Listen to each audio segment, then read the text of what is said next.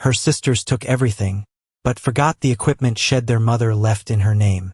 What she discovered inside wouldn't just give her a home, it would give her the power to reclaim her entire past. If you've ever felt left behind or underestimated, this story is for you. Stick around, and maybe think about subscribing, because we tell stories for people who know what it's like to have to fight for your own second chance. The day I turned 18 was the day I officially became homeless. It sounds more dramatic than it felt. It didn't feel like much of anything, just a quiet hum of administrative finality. For 6 years, since my mother's death, my life had been a series of rooms I didn't belong in, supervised by people paid to care. Now, the payments were stopping. I was standing in the narrow hallway of the group home, my entire life packed into a single black duffel bag and a cardboard box that smelled faintly of the instant oatmeal that had been my breakfast for 2,190 mornings. Sarah, the house manager, gave my shoulder a squeeze that was meant to be reassuring but felt more like she was checking to see if I was real. "You got your paperwork?" she asked, her voice tired. It was always tired. I nodded, patting the front pocket of my worn hoodie where the folded papers sat. My birth certificate, my social security card, a final check for $250 from the state, and a bus pass that was good for 24 hours. The starter kit for a life I didn't know how to start. "And the address for the shelter?" "They're expecting you, Chloe." I nodded again. The address was a place I had walked past 100 times. A grim brick building with barred windows where men and women lined up in the evenings, their faces hollowed out by the cold. I had no intention of going there. Not yet. Not while the $250 felt like a fortune. "Okay then," she said, her duty discharged.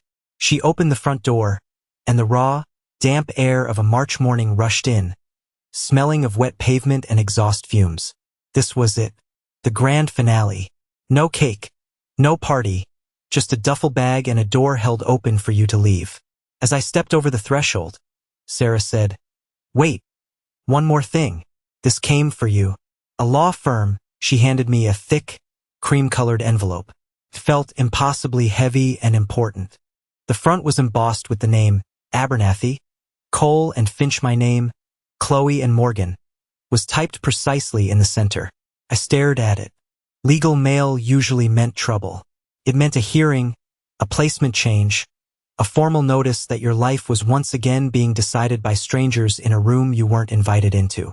"Probably just a formality," Sarah added, already closing the door on my back. "Some final notice from the estate. Don't worry about it." The door clicked shut, the sound echoing in the empty space where my childhood used to be. I was alone on the cracked concrete steps, the city roaring around me. The envelope a solid, terrifying weight in my hand. The estate. My mother's estate. That was a joke. My older half-sisters, Brianna and Megan, had made sure of that. After Mom died, they had descended on the small farm we'd grown up on like vultures. They were from her first marriage, 10 and 12 years older than me, and they had never seen me as anything more than a consequence of their mother's second, happier life. They saw me as the reason their own father was replaced. They took the house, the land, the savings. They sold her car, her jewelry, every piece of furniture that had a scrap of value. They told the social worker there was nothing left for me, that they couldn't possibly take in a traumatized 12-year-old. So I went into the system and they went on with their lives. I hadn't heard from them since, except for a single sterile Christmas card the first year. So what could a law firm possibly want with me? I walked, the duffel bag bumping against my leg, the strap digging into my shoulder. I didn't go towards the bus station or the shelter. I went to a small park a few blocks away, a sad patch of green with a single skeletal tree. I sat on a cold bench and held the envelope. My hands were shaking. Maybe it was a bill. Maybe they'd discovered some debt my mother had left, and now that I was a legal adult, they were coming for me. For what? The state-issued check in my pocket? I tore the seal. The paper inside was thick, expensive. The letter was short, formal. It was from a man named Arthur Abernathy, senior partner. He stated that he had been the executor of my mother's will and had been holding a small, specific item in trust for me until my 18th birthday. He wrote a final bequest. He requested I make an appointment to see him at my earliest convenience to take possession of said bequest. A bequest. A word I only knew from old movies. I looked at the bottom of the letter. It was dated a week ago. He had been waiting for me. I felt a strange, hollow flutter in my chest. Something had been waiting for me for 6 years. Something my sisters had missed. I stood up, the letter clutched in my hand. The address for the law firm was downtown, in one of the tall, glass buildings that scraped the sky. I looked at my reflection in a puddle. A girl with a pale, thin face and eyes that were too big, dressed in clothes that screamed charity bin. I was nobody. And I was about to walk into a place where everybody was somebody. But what choice did I have? My other option was a cot in a room full of ghosts. I pulled my hood up, squared my shoulders, and started walking toward the address on the letterhead. My 24-hour bus pass could wait. My new life, whatever it was starting right now. The lobby of Abernathy, Cole and Finch was designed to make people like me feel small. The ceilings were impossibly high. The floor was polished marble that reflected a distorted, elongated version of me, and the air smelled of lemon polish and money. A woman with a severe haircut and a voice as smooth and cold as the marble floor looked up from her computer. "Can I help you?" she asked, her tone suggesting she sincerely doubted it. I held out the letter, my hand still trembling slightly. I'm Chloe Morgan. I think I have an appointment with Mr. Abernathy. Her eyes flickered from my face to my duffel bag and back again. A tiny, perfect frown line appeared between her eyebrows. One moment, she spoke into a headset, her voice a low murmur. I stood there, feeling the weight of every person in a tailored suit who walked past me. They moved with a purpose I couldn't imagine possessing. I felt like a stray animal that had wandered into a cathedral. After a moment that stretched into an eternity, the woman said, "Third floor. Mr. Abernathy's assistant will meet you." The elevator was silent and swift. It opened onto a hushed, carpeted hallway.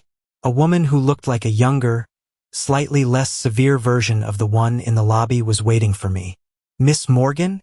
This way, Mr. Abernathy's office was at the end of the hall. It was bigger than my entire room at the group home.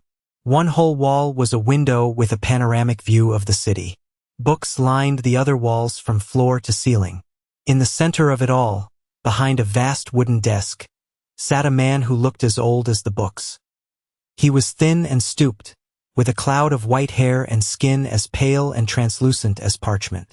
He wore a tweed jacket that looked rumpled and comfortable. He looked up as I entered, and his eyes, magnified by thick glasses, were surprisingly kind. "Miss Morgan, Chloe, please come in. Sit down." His voice was dry, like rustling leaves. I sat in the leather chair opposite him. I sighed as I sank into it. My duffel bag sat on the floor beside me like an accusation. "Thank you for coming so promptly," he said, folding his hands on the desk. "Happy birthday, by the way. I imagine this is a strange way to spend it." I just nodded, unable to find my voice. "I was your mother's lawyer," he began, his gaze steady. "For many years. She was a remarkable woman. Very specific." He paused, looking at a file on his desk. It was thick and old. My mother's name was on the tab. When she passed, there was the matter of her estate. As you may or may not know, the majority of the assets, the house, the surrounding acreage, were passed to your half-sisters, Brianna and Megan, as per the terms of a pre-existing marital agreement with her first husband. It was not, I assure you, her preference. His words were carefully chosen, but the meaning was clear. Mom was trapped. She fought it, he continued softly, but the agreement was ironclad. After she was gone, there was very little I could do. Your sisters chose to liquidate the primary assets and were not inclined to provide for you beyond what the state mandated. That was a gentle way of putting it. However, he said, leaning forward slightly, your mother was, as I said, specific and clever. Years before she passed, she made a small, separate transaction. She purchased a quarter-acre plot of land, a tiny, seemingly insignificant parcel that was carved out from the main property line. On that plot stands a single structure, an old equipment shed He slid a folded document across the desk. It was a deed. My name was at the top. Chloe and Morgan. She put the deed in your name, but placed it in trust with me, with the explicit instruction that it was not to be transferred to you until you came of age.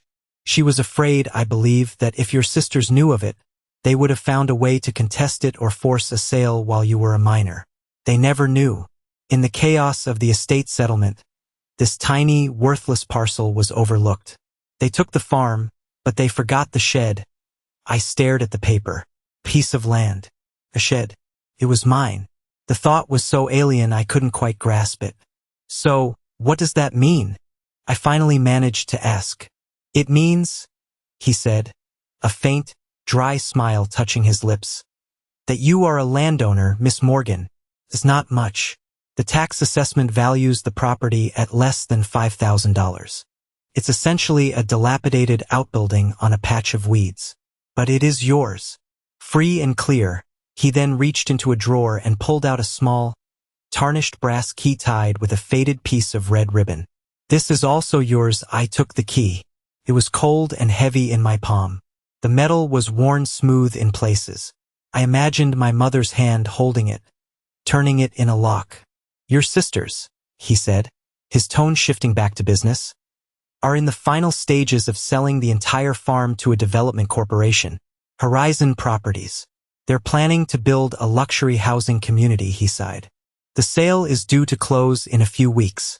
Your parcel is adjacent to it, but not part of the sale. Legally, they can't touch it. What you do with it is up to you. You could try to sell it to the developers. They might offer you a few thousand for it just to tidy up the map. Or you could keep it. He looked at me over his glasses. Your mother never told me why she did this, not in so many words. She just said you would know what to do when the time came. He stood up, a signal that our meeting was over. I have a bus ticket for you to Northwood. The stop is about 2 miles from the farm. It's the best I can do. I stood up too, my mind reeling. A deed, a key, a piece of land that my sisters had forgotten. Felt like a dream. Mr. Abernathy, I said, my voice barely a whisper. Why did you do this? Hold it for all these years. He looked out the window at the sprawling city below. Your mother paid me a retainer, a very long time ago. The final instruction was to see this through. It was a matter of professional duty, he said. But then he turned back to me, and the kindness was back in his eyes. And she made me promise. She loved you a great deal, Chloe. Don't ever doubt that. He walked me to the door. As I stepped back into the hushed hallway, he said one last thing. Be careful. A forgotten thing can sometimes be more valuable than anyone realizes. I walked out of that building, the deed in my pocket, the key clutched in my hand. The $250 felt like nothing now. The bus ticket to Northwood felt like everything. I was going home, or at least to the one tiny piece of it that was still mine. The bus ride was a journey backward in time. The sleek, glass towers of the city gave way to sprawling suburbs, then to strip malls, and finally, to the open, rolling countryside of my childhood. I pressed my forehead against the cool glass of the window and watched the landscape of my memory unfold. The city had always felt temporary, a gray holding pen. This felt real. The green of the fields, the dark, tangled woods, the wide, empty sky. Every mile the bus traveled, the knot of anxiety in my stomach loosened, replaced by a strange, fragile hope. I remembered this road. I remembered leaning my head against the same cool glass on the school bus, watching the seasons change across these fields. I remembered my mother driving this road, her hand resting on the gear shift, humming along to a song on the radio. Her name was Sarah, just like the house manager. A cosmic joke I never found funny. My mother was the opposite of tired. She was vibrant, her hands always busy, fixing a tractor engine, sanding a piece of wood, kneading dough. She smelled of sawdust and motor oil and the wild roses that grew along the fence line. My sisters, Brianna and Megan, were already teenagers when I was small. They lived in their own world of boys and makeup and whispered secrets. They were city girls at heart, their father a wealthy man from a different life. The farm was their mother's strange hobby, a place they were stuck in on weekends. For me, it was the whole world. I was my mother's shadow, following her from the barn to the workshop, my small hands trying to mimic her capable ones.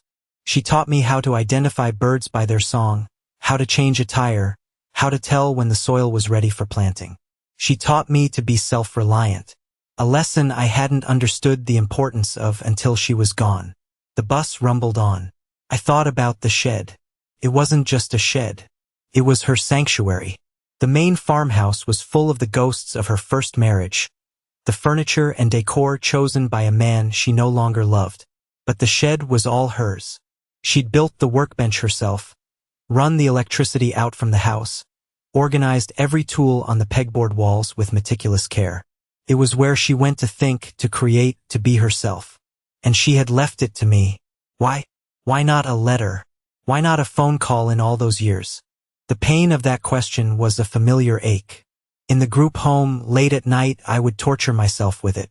Had she not loved me enough to make a better plan? Had she just given up? Mr. Abernathy's words echoed in my head. She loved you a great deal, Chloe. Don't ever doubt that it was easy for him to say. He hadn't spent 6 years staring at a calendar, waiting for a letter that never came. The bus slowed, its air brakes hissing. Northwood General Store, the driver called out. My stop. I grabbed my duffel bag and walked to the front of the bus. The driver, a man with a weathered face and a kind smile, looked at me. You look a little familiar, he said. You from around here? A long time ago, I said. Just visiting, he nodded. Well, welcome back. Then, I stepped off the bus into a world that was utterly changed and yet exactly the same.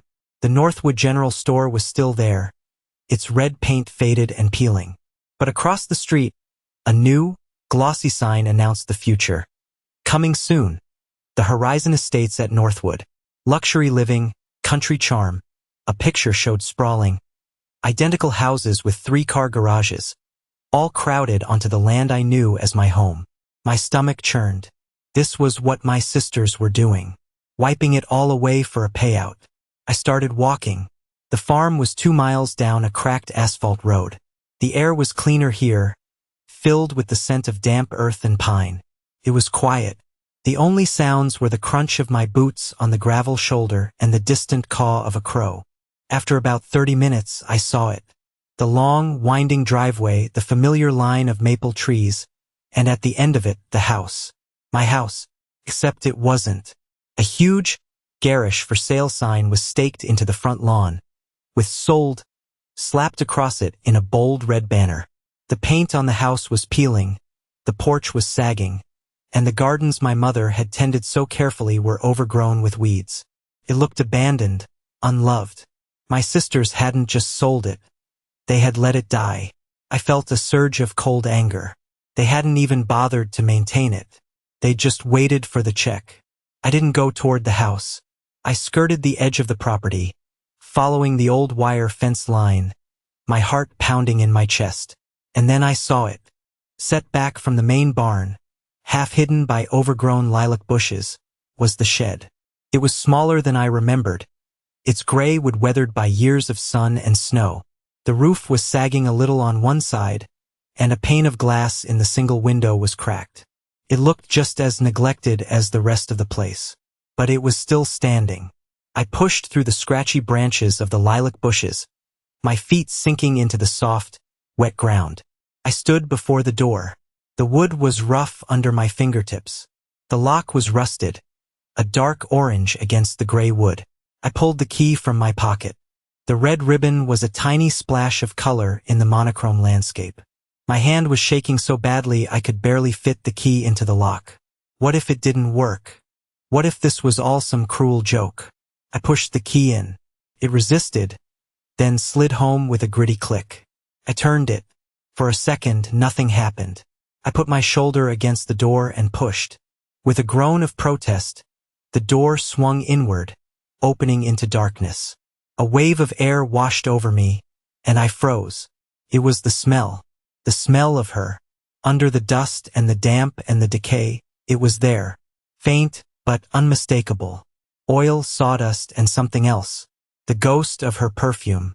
I took a step inside, out of the gray afternoon and into the past. The interior of the shed was a world preserved in dust. A single beam of light from the cracked window cut through the gloom, illuminating a million dancing dust motes. Everything was covered in a thick, soft gray blanket. The pegboard walls were still there, but the tools hanging from them were faint outlines, their shapes softened by time. A cobweb, thick as yarn, stretched from a hanging lamp to the workbench. It was like stepping into a photograph that had been left to fade in the sun. I set my duffel bag down, the sound muffled by the dust on the floor. For a long moment, I just stood there, breathing it all in. It was a mausoleum, but it was the first place in 6 years that felt like it had ever belonged to me. My eyes slowly adjusted to the dim light. I could see the shapes more clearly now. The old drill press in the corner. The table saw, covered with a stiff, dusty tarp. And the workbench. Her workbench. It ran the length of the back wall, made of thick, scarred timber. I ran my hand over its surface, leaving a clean streak in the dust. I could feel the nicks and gouges in the wood, a history of her work written in the scars. On the wall above the bench, a calendar was still tacked to the wall. It was from 6 years ago. The month was May. She had circled a date in red. The day she died. A wave of grief, so sharp and sudden it almost buckled my knees, washed over me. I leaned against the workbench, my breath catching in my throat. It was all still here, waiting. I started to explore, moving slowly, methodically. It was part of the pacing instruction. Key action sequences, traveling, searching, digging, opening boxes, reading letters, are described step by step to build tension. I pulled the tarp off the table saw. Underneath, the machine was pristine, its metal surfaces coated in a thin layer of protective oil. She had prepared it for a long sleep. I opened drawers. They were filled with neatly organized screws, nails, and bolts, all in little glass jars with handwritten labels. Sockets and wrenches lay in foam cutouts, each in its proper place. This wasn't abandonment. This was preservation. On a shelf above the window, I found a row of wooden birds, each one half-carved. A blue jay with one wing outstretched. Cardinal, its crest just beginning to take shape. Her last project, left unfinished. I picked one up, the wood smooth in my hand. I remembered her sitting on the porch steps, a block of wood in one hand and a carving knife in the other, showing me how to follow the grain. "You don't carve the wood," she used to say. "You just uncover the bird that's already inside." I felt like that block of wood, something trapped, waiting to be uncovered. Then I saw it. Tucked under the workbench, almost hidden in the deep shadows, was a heavy-duty metal footlocker. It was military green with sturdy latches on the front. It wasn't dusty like everything else. It looked clean, wiped down. My heart started to beat faster. This was different. This was placed here. I knelt on the cold concrete floor and pulled the locker out. It was heavy. The latches were stiff, but not rusted. I lifted them, and they sprang open with a sharp metallic snap. But there was a hasp for a padlock, and it was locked. A thick, brass padlock held it shut. Of course. Another key. I searched my pockets, my bag. Nothing. I looked around the shed, my eyes scanning every surface. On the pegboard, among the outlines of hammers and saws, was a single, small hook with nothing on it. But right above it, someone had written a word in pencil, so faintly it was almost invisible. Patience. I stared at the word. It was her handwriting. Patience. A message. I thought back to her lessons. When you're stuck, Chloe, don't force it. Just stop. Look at the problem from a different angle.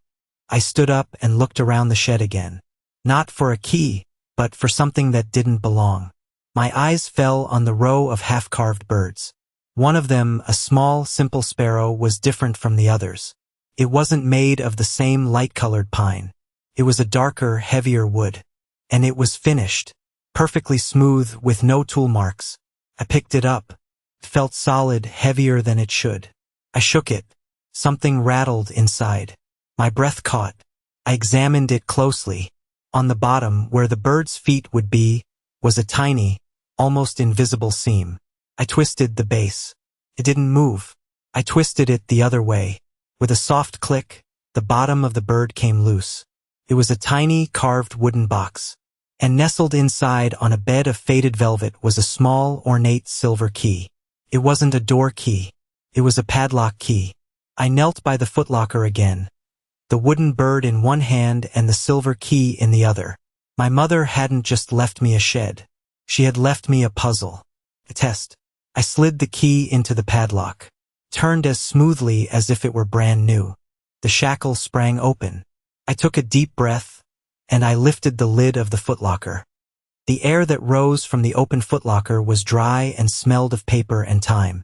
My eyes, accustomed to the gloom, took a moment to register what I was seeing. The first thing I saw was money. Bundles of it. Not neat, bank-wrapped stacks, but used, folded bills held together with rubber bands that were starting to crack with age. 50s and hundreds. I reached in and touched one. The paper was soft, worn. I had no idea how much was there. Thousands. Maybe tens of thousands. My mind couldn't process it. This was more money than I had ever seen in my life. The $250 in my pocket felt like a joke. Next to the money were stacks of photographs, tied with string. I lifted the top stack. The first photo was of my mother, young and smiling, leaning against a beat-up pickup truck. She looked happy, carefree.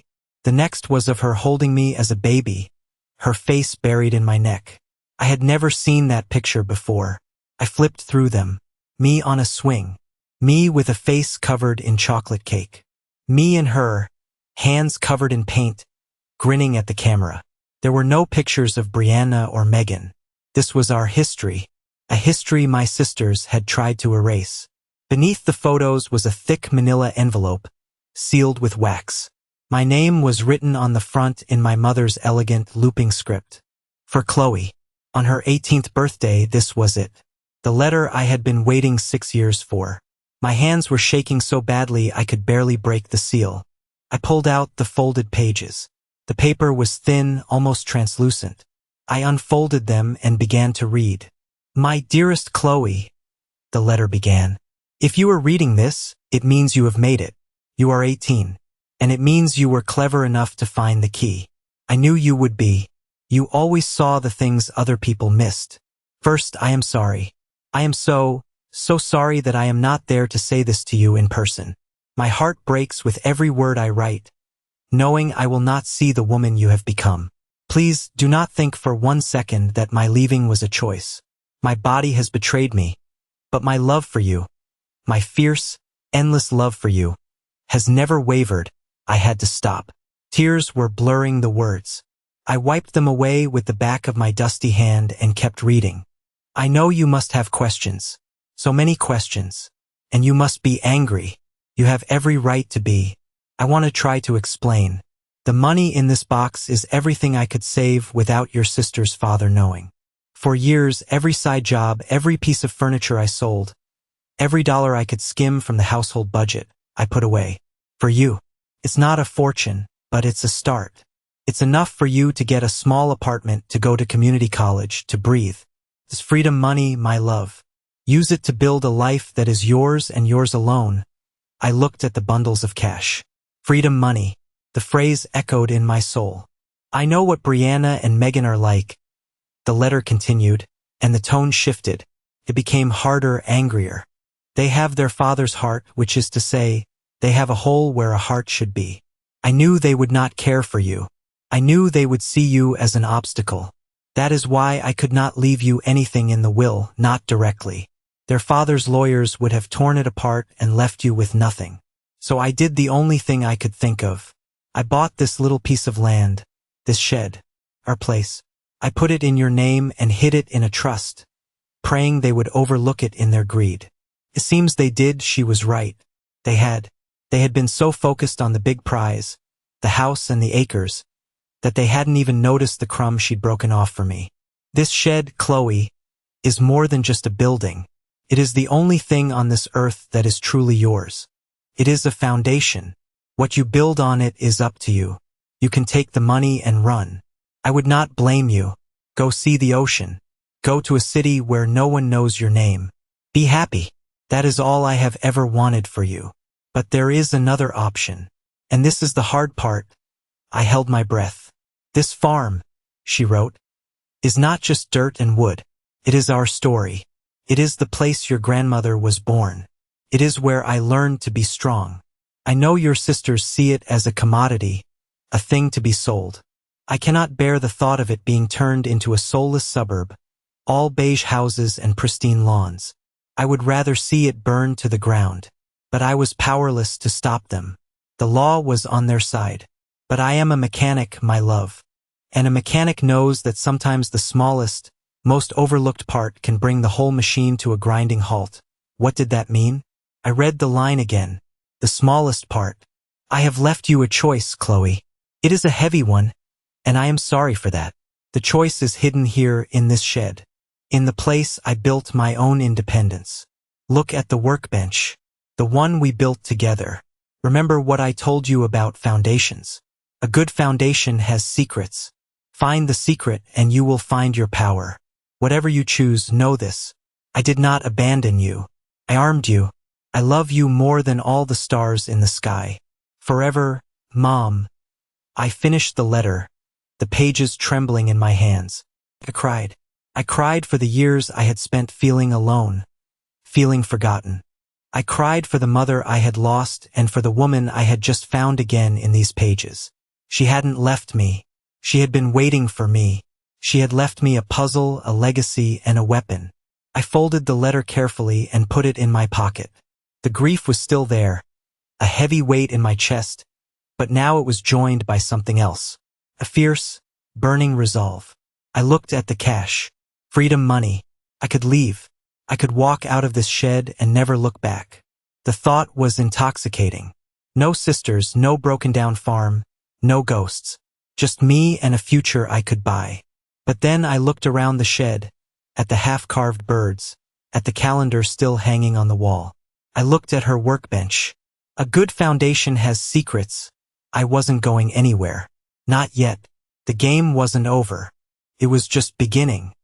For a long time, I just sat on the cold concrete floor. The contents of the footlocker spread around me. The smell of old paper and dust filled the air, a scent I was beginning to associate with the truth. My mother's letter was a key, but it had unlocked a room full of more doors. On one side, a door marked escape. Behind it was a new life, bought and paid for with the cash in this box. Clean break. A life where I wasn't Chloe Morgan, the orphan from the forgotten farm, but just Chloe. Someone new. The temptation was immense, a physical pull. It would be so easy. I could be on a bus heading west by nightfall. No one would even know I had been here. My sisters would sell the land. The developers would build their plastic houses, and this last piece of my mother's world would be paved over. The thought should have felt liberating. Instead, it felt like a betrayal. On the other side was a door marked Fight. It was a dark, heavy door with no handle and no keyhole. Her letter was a riddle. The smallest part can bring the whole machine to a grinding halt. And the clue. Look at the workbench. A good foundation has secrets. I got up and walked over to the workbench.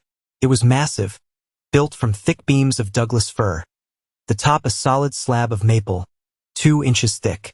It was scarred and stained with oil and paint, a testament to years of hard work. I ran my hands over it just as I had before, but this time I was searching. I knocked on the legs. Solid.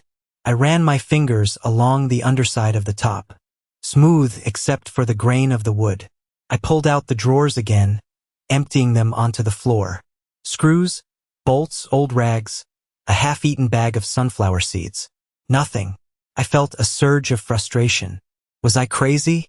Was I chasing a ghost? Misinterpreting the words of a dying woman? Maybe she was just being poetic.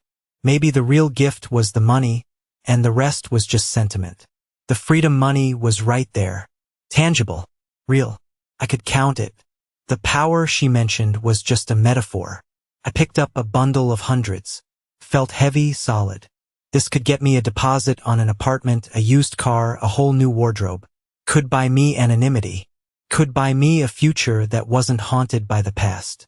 The weight of the last 6 years pressed down on me, The loneliness, the feeling of being disposable, the constant low-grade humiliation of being a ward of the state. I deserved this easy way out, didn't I? I had earned it. I sank back to the floor, my head in my hands. What would she want me to do? The letter said, "Be happy. That is all I have ever wanted for you." Taking the money and leaving seemed like the most direct path to happiness.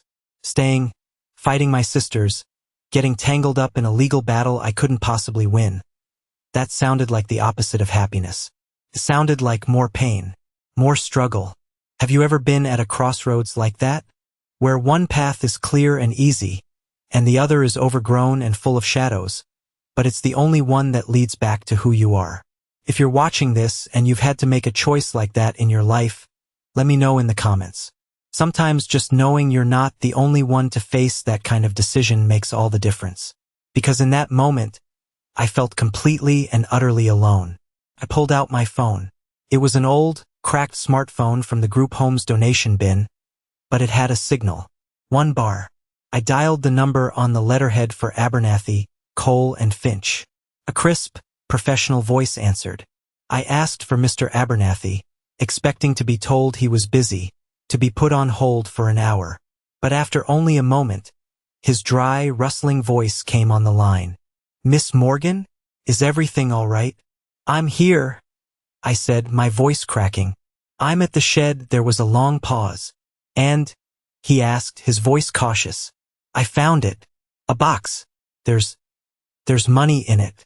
A lot of money. And a letter." I could hear him take a slow, deliberate breath. "I see," he said. "Your mother was indeed a remarkable woman. She wrote about the farm," I said, my words tumbling out. "About my sisters selling it. She said she left me a choice, a way to stop it. She said to look at the workbench. But I've looked everywhere. There's nothing here." I sounded desperate, childish. "Miss Morgan, Chloe," he said, his voice softening. "Take a breath. Your mother, as I told you, was very specific. She was also a craftswoman. Craftsmen don't think like lawyers or businessmen. They think about how things are put together. They see the seams. They understand joinery. She didn't say look on the workbench or in it. She said look at it." I stood up and stared at the workbench again, the phone pressed to my ear. "Look at how it's built," he continued gently. "It's a foundation," she said. "What is the most important part of a foundation?" "The part you don't see?" I whispered. "Precisely," he said. "The part that bears the load." I knelt down again, my eyes tracing the lines of the massive legs. They were thick, square posts bolted to the floor. But one of them, the one in the back left corner, looked different. The grain of the wood was slightly mismatched at the bottom, just above the floor. And there was a dark line, almost invisible in the gloom. A seam. It wasn't one solid post. The bottom was a separate block. I pushed on it. Nothing. I tried to pry it with my fingers. The seam was too tight. I looked around, my eyes landing on a thin, stiff putty knife lying on the floor. I picked it up and carefully slid the blade into the hairline crack. I wiggled it gently. I felt a faint click, a hidden catch releasing. I held my breath and pulled. A section of the leg, about 6 inches high, slid out like a drawer.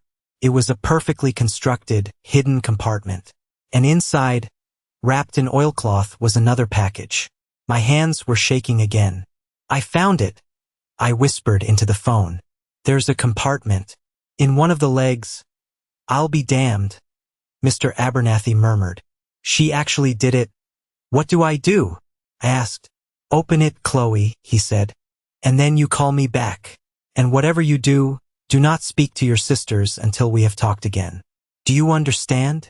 "Yes," I said. "I understand." I hung up the phone and turned my attention to the package. This was the second part of the test. The real inheritance. The hard choice. I unwrapped the oilcloth. Inside were 2 things. The first was a set of legal documents, folded and held together with a paperclip. The second was another envelope, smaller than the first, with a single word on it, "Courage." The documents were cool and crisp in my hands. The paper felt different from my mother's letter. Stiff, official, impersonal. I unfolded the top one. It was a property survey map, professionally drawn. It showed the entire 150-acre farm, outlined in a thick black line. And cutting right through the middle of it like a scar was a thin, narrow rectangle. The label next to it read, Parcel B7, 025 acres. Owner, Chloe and Morgan, my shed.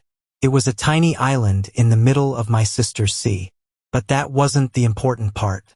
The important part was a dotted line that ran from the main road, straight down the length of my tiny parcel, and then branched out to service the rest of the farm. The line was labeled Primary Utility and Access Easement. I didn't know exactly what that meant, but it sounded important. I put the map aside and picked up the next document. It was a copy of the county zoning application filed by Horizon Properties.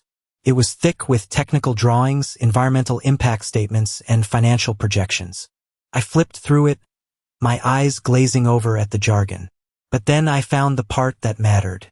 A site plan for their proposed Horizon Estates 50 luxury homes, a community center, a pool, and there, on their own map, was my little rectangle of land. They had drawn their main access road and all their primary water, sewer, and power lines running directly through it. The dotted line on my mother's map was the artery for their entire project. They had assumed it was part of the sale. They had based their whole multimillion-dollar plan on a piece of land they didn't own. A piece of land they didn't even know existed. A cold, clear understanding washed over me. This was the weapon, the small, overlooked part that could bring the whole machine to a halt. Without access through my quarter acre, their 150 acres were virtually worthless. They couldn't build their road.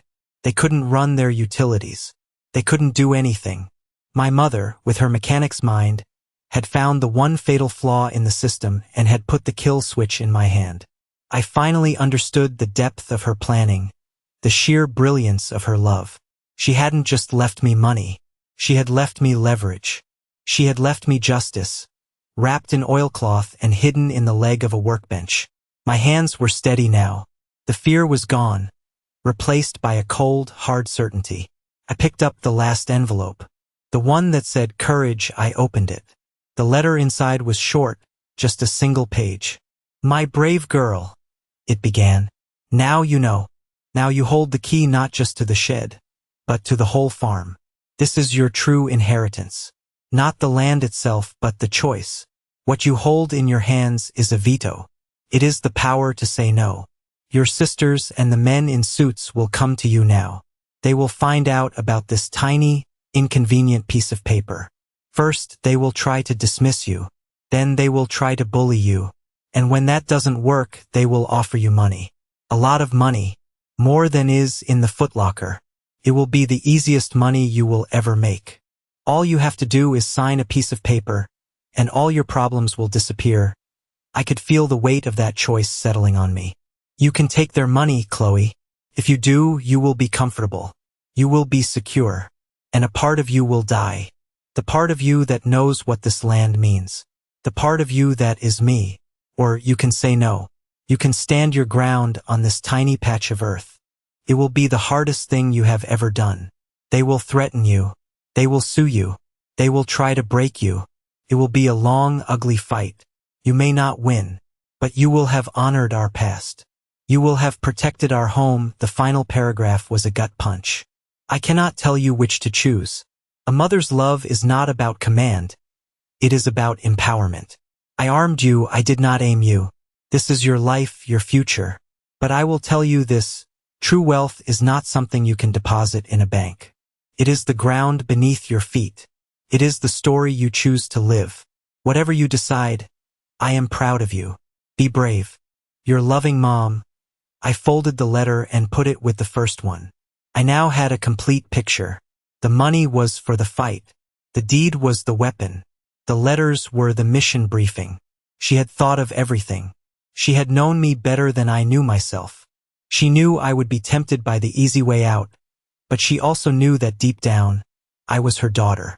And her daughter wasn't a runner. The silence in the shed felt different now. It wasn't empty. It was full of purpose.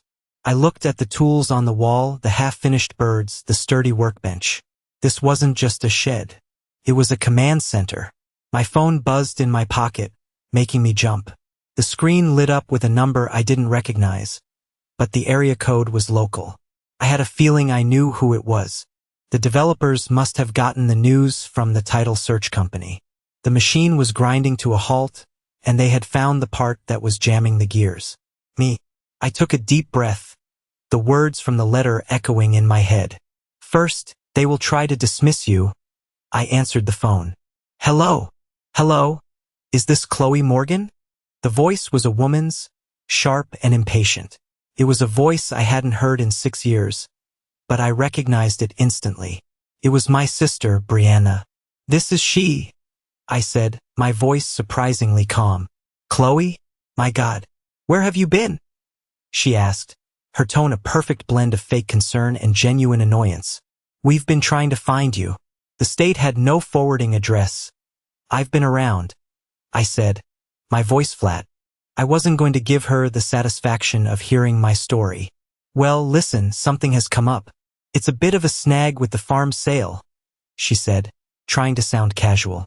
It's some stupid legal thing, a paperwork error from years ago. Apparently, Mom put the old tool shed on a separate title, and she put it in your name. It's ridiculous. It's worthless, of course, but the buyers are being pains about it.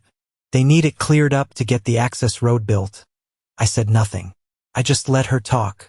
So, she continued, the impatience growing in her voice. We need you to sign a quitclaim deed. Our lawyer will send it over. You just sign it and it's all taken care of.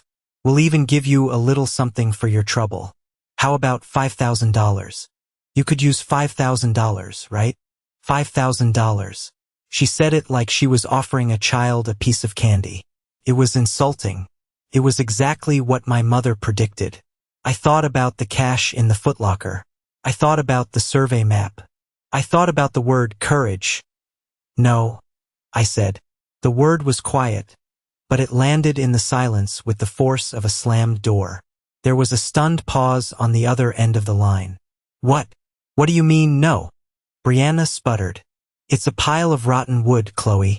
What are you going to do with it? I looked around the dusty, sacred space. I looked at my mother's workbench. I'm going to live here, I said. The silence on the other end of the phone was monumental.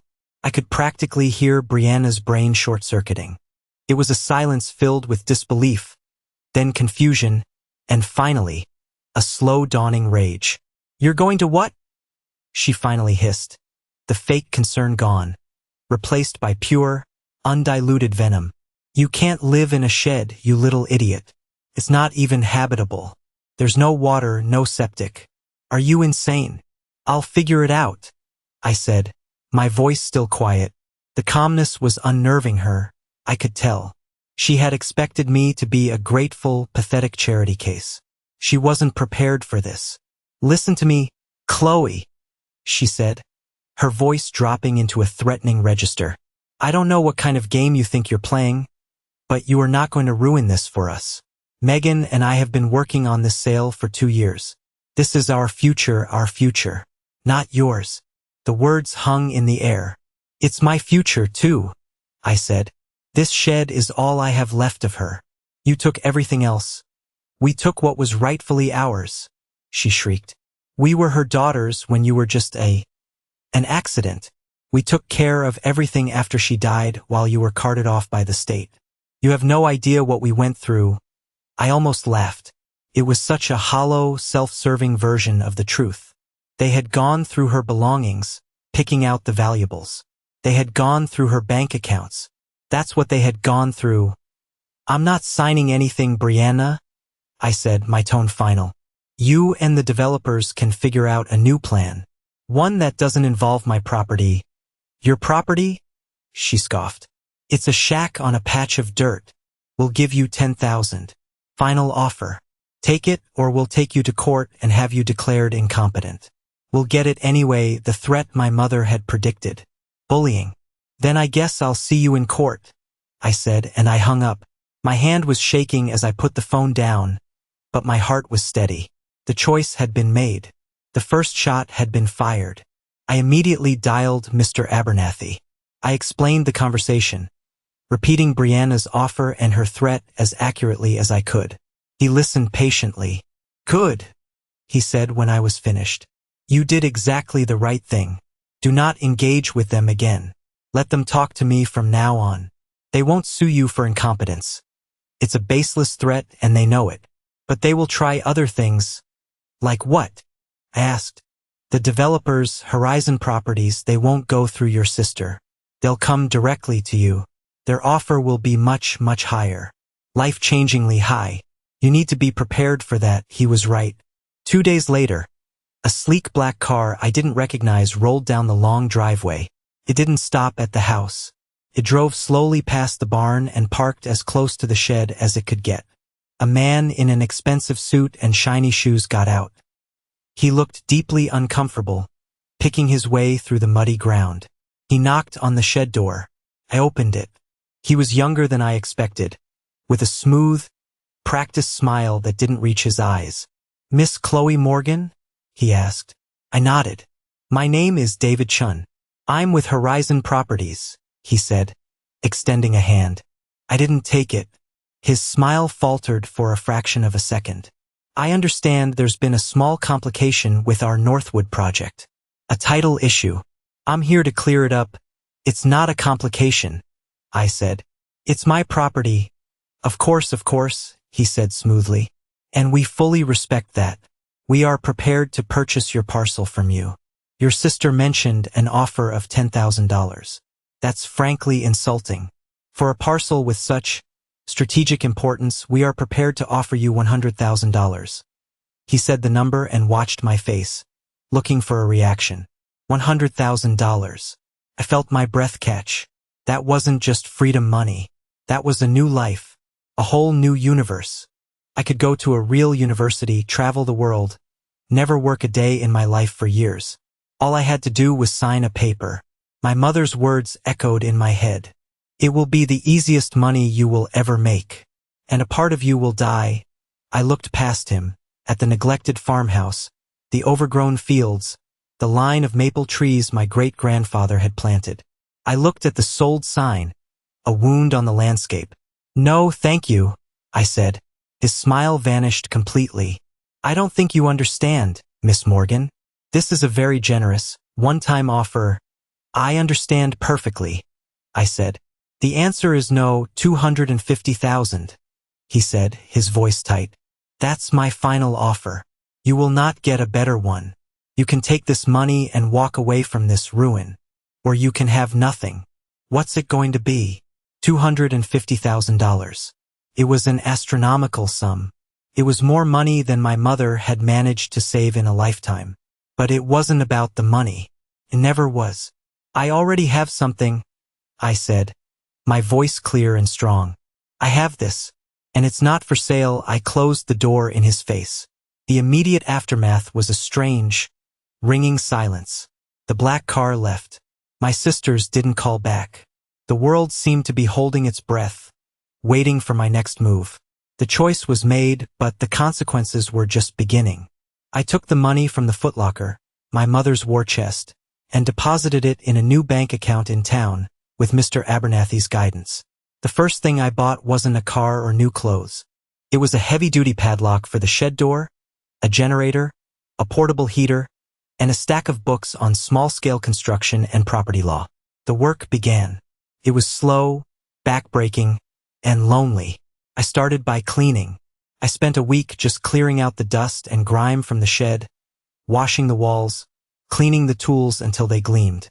I repaired the broken window pane. I patched the leak in the roof. With every small act of repair, I felt like I was healing a part of myself. I used some of the money to pay the property taxes for the next 5 years, a move Mr. Abernathy applauded. "Show them you're here to stay," he'd said. The developer's deal for the main farm collapsed. Without the easement, their plans were unworkable. The sold sign came down. My sisters were left with a decaying, unsellable property and a mountain of debt from back taxes they had neglected to pay. I heard through Mr. Abernathy that they were furious, threatening lawsuits, but their legal position was non-existent. They had no claim on my land, and their own negligence had ruined the value of theirs. I didn't feel triumph. I just felt a quiet, sad sense of justice. This was the natural consequence of their greed. My new life took shape within the four walls of the shed.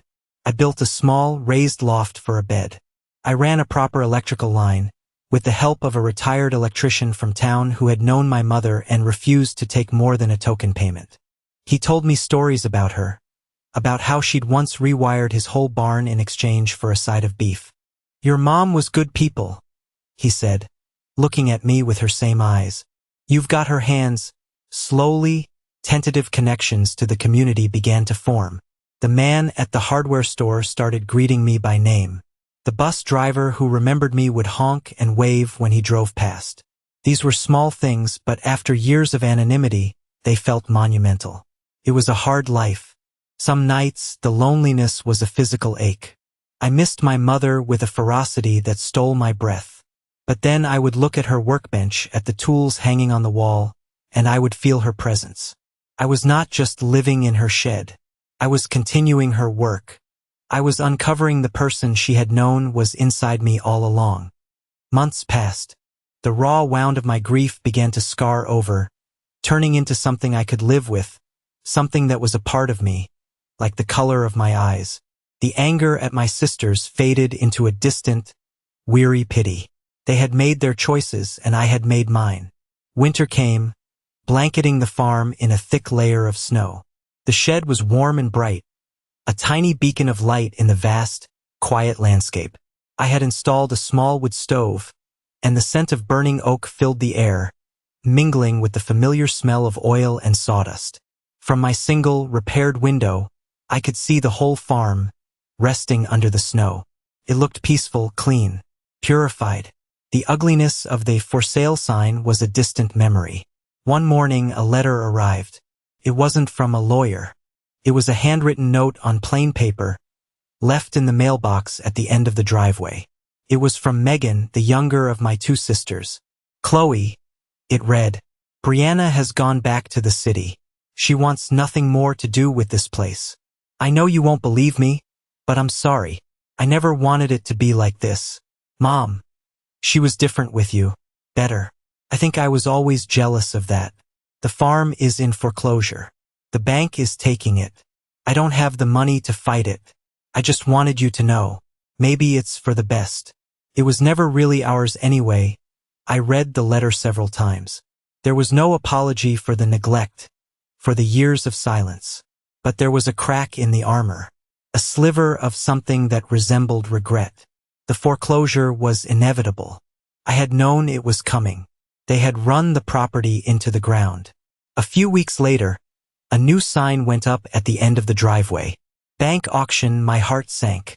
After everything I had done to stop the developers, was I going to lose it all to a bank? Was some stranger going to buy the land, surround my little shed, and eventually squeeze me out?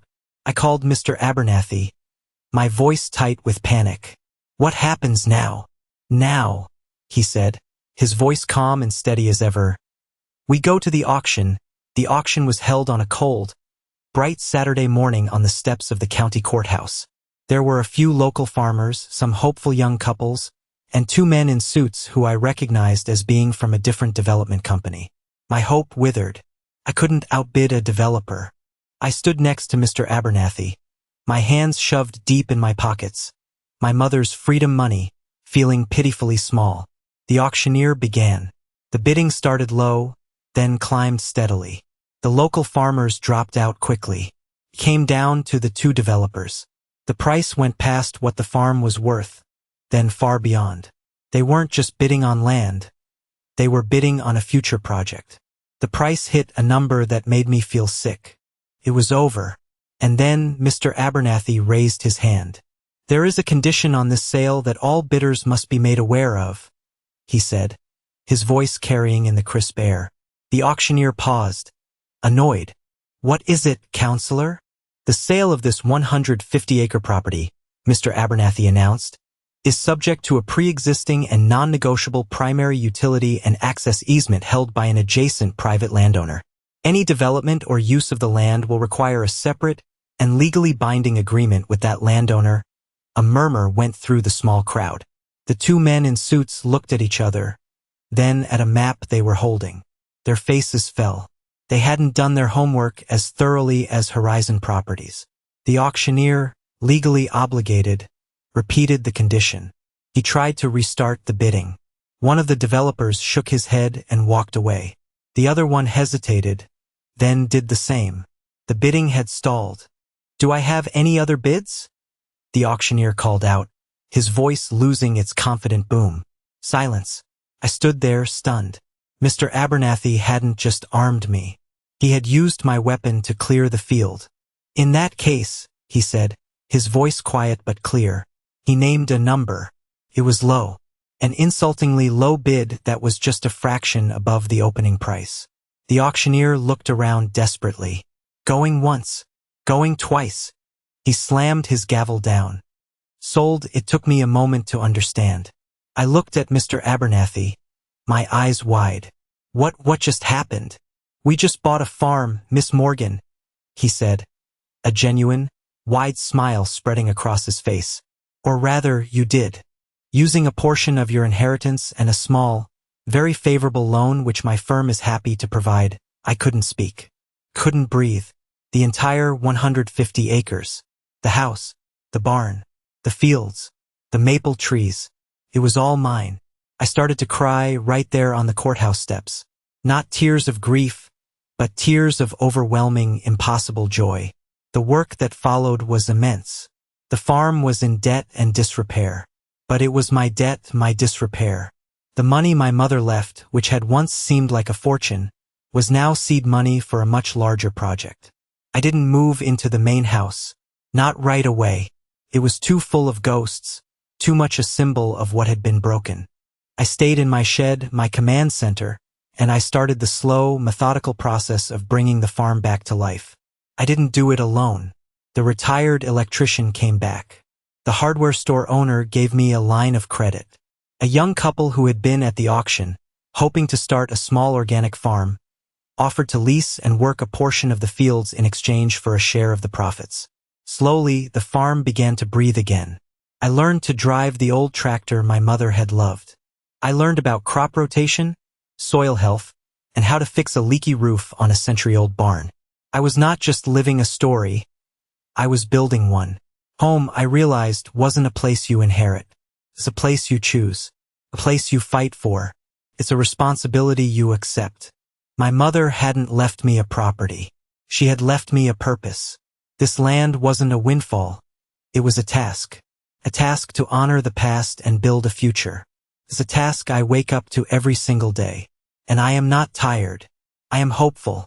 This whole journey, from that lonely morning on the group home steps to standing here, on my own land, has taught me one profound lesson.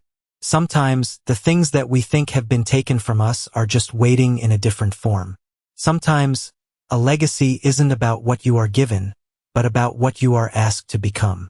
If you've made it this far, thank you for listening. This story was hard to tell, but stories like this matter. They remind us that even when we feel forgotten or powerless, we might have a strength we haven't discovered yet, a hidden key waiting for the right moment. If this resonated with you, if you've ever had to fight for your own piece of the world, I hope you'll subscribe and join our community. And please, in the comments below, tell me a little about your own story of finding home or of a choice that defined you. I read every one, and I believe with all my heart that sharing our stories is how we build our foundations. It's how we remind each other that we're not alone. Thank you for being here. Okay.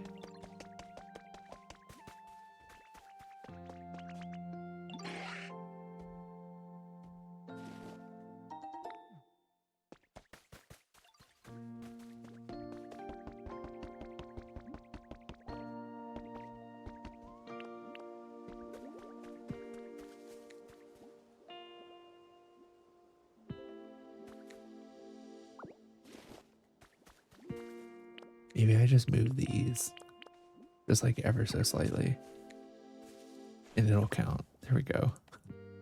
Perfect.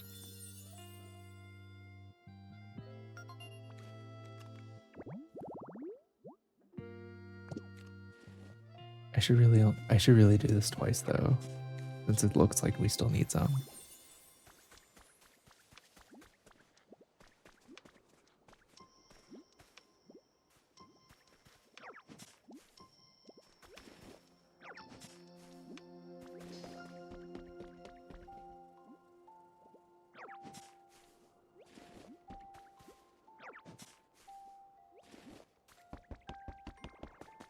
Okay.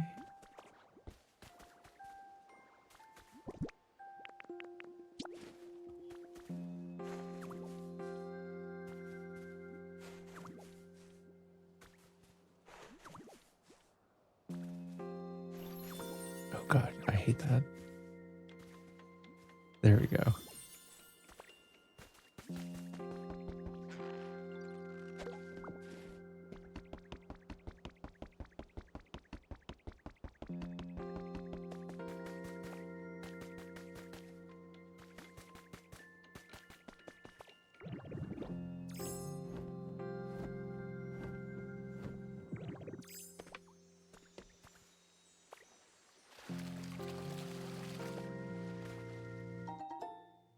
Hmm.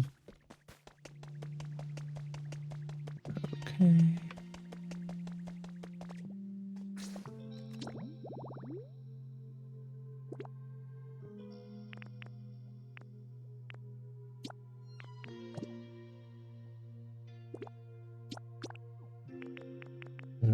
The Naruto run gets me every time. Yeah, I know.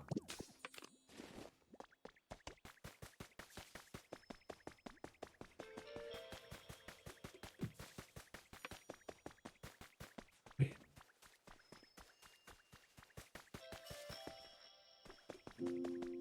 Okay, that's fine.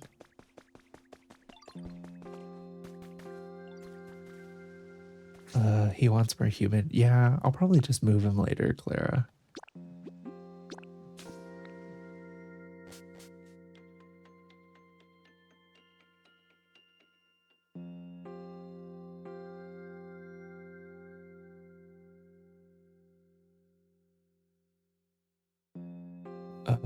How do you get water in that bit? When you progress to the beach area, Kermit,